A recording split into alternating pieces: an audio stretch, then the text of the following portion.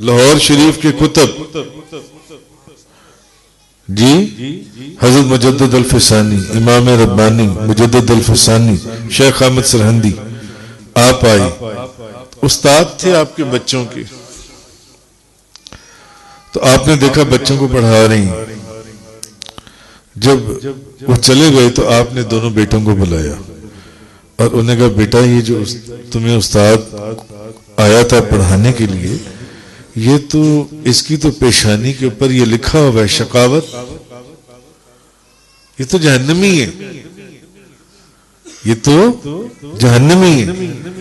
अब वो साहबजादे भी हजरत मुजद्दिद पाक के थे।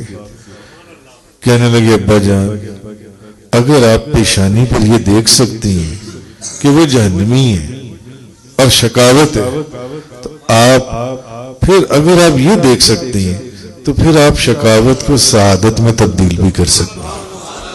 तो फिर आप शकावत को सआदत में तब्दील कर दें। उस रात हजरत मुजद्दिद पाक अपने दोनों साहबजादों की फरमाइश और ख्वाहिश पर, उनकी दरख्वास्त पर सजदे में गिरे रहे और तहज्जुद के वक्त उठकर साहबजादों को फरमाया, तुम्हें मुबारक हो, तुम्हारे उस्ताद को खुदा ने माथे के ऊपर शकावत को हटाकर सआदत लिख दिया। अब वो जहन्नमी नहीं, वो जन्नती है।